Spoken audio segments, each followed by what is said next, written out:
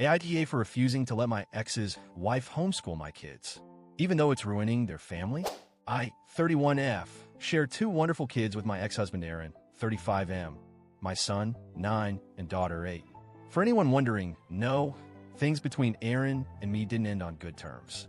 We were married for nearly 6 years until I found out he had been cheating on me with a woman named Nicole, 34F. Aaron and Nicole got together officially almost immediately after the ink dried on our divorce papers. Honestly, I wasn't surprised. What had surprised me was how quickly their relationship escalated. Nicole has 4 kids from a previous relationship, ages 11, 10, 8, and 6, and Aaron just dove headfirst into her ready-made family. In the blink of an eye, they were living together, raising all the kids under one roof. Then they had a baby together, who is now 2 years old, and just recently announced they're expecting again. Our custody arrangement is 50-50ths. My children live half the time with me, attending public school, and the other half with Aaron and his ever-growing family. For the most part, we've managed this as civilly as possible considering the history. An important piece of background: Nicole homeschools her 4 children. Always has, even before she met Aaron. Her reasons never really mattered to me. Her kids, her choice. But I've always believed in the value of public education for my kids. It offers them stability, exposure to diverse experiences, and a social life that homeschooling simply can't replicate. This difference in our approaches wasn't much of a problem until recently. And now, it's become an absolute nightmare. A couple of months ago, Nicole approached me with what I can only describe as a ridiculous complaint. She claimed that it was unfair for my children to attend public school while her children were homeschooled. Apparently, her kids had started asking why their step-siblings got to go to school with friends, do field trips, and have all these structured school experiences while they were stuck at home. She explained that the disparity was causing problems in her household. Her children were feeling jealous and left out, which made parenting harder for her and was causing tension among all the kids. She wrapped it up by saying something like, "We need to create consistency for the sake of the whole family." I was stunned. I told her plainly, "This isn't my problem. You chose homeschooling for your kids. I chose public school for mine. Blended families don't mean everyone has to live exactly the same." But Nicole wasn't letting it go. She kept pushing, saying that my kids going to school was disruptive to the structure she was trying to build. I brushed it off at first, assuming it was a one-time overstep. Oh, how wrong I was. Not long after Nicole's conversation, Aaron jumped into the ring. He texted me, called me, cornered me during drop-offs, all with the same agenda. "Can you please consider homeschooling? Just think about it.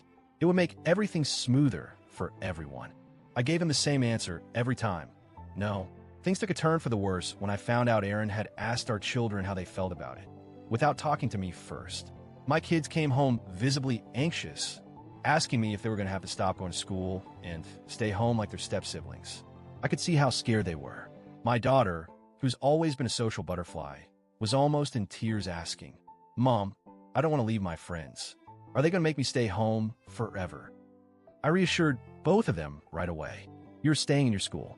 Nobody is taking you away from your friends, your teachers, or your classroom." After that, I confronted Aaron and told him to leave the kids out of this. But instead of backing off, he doubled down. The next bombshell was Aaron and Nicole's solution. They wanted Nicole herself to homeschool my children along with hers. I was absolutely floored. I made it clear, firmly, that this was not up for discussion. But seeing how relentless they were being, I decided it was time to bring in my lawyer. My lawyer drafted a formal letter outlining my explicit refusal to allow Nicole, or anyone else, to homeschool my children. He also started documenting everything. Every text, every phone call, every interaction related to this issue. Aaron and Nicole were furious. So furious that they actually consulted their own lawyer to see if they could take me to court and force me to allow homeschooling. Here's the best part. Their lawyer told them straight to their faces that they had no case. Education decisions are shared legal custody, and without a compelling reason, like abuse, neglect, or failure of the school system, a judge would never side with them. Aaron was so angry that he called me to rant, and in doing so, inadvertently gave me even more documented proof of their harassment and attempts to override my parental rights. Thanks, Aaron. Of course, you'd think after being shut down legally, they would back off. Nope. Instead, they pivoted their strategy. Now the narrative is that I'm trying to hurt their family. According to them, I'm deliberately sabotaging Nicole's role in my children's lives, preventing the step-siblings from bonding, creating instability and division in their home. Nicole even had the audacity to tell me, "You're choosing strangers, teachers, over family." To which I replied, "No, I'm choosing what's best for my children. Full stop." I laid out my reasons again and again. The kids love their school. They don't want to be homeschooled. I don't trust Nicole to manage their education. I believe in the value of public education. When it became clear that repeating myself was pointless, I stopped responding entirely.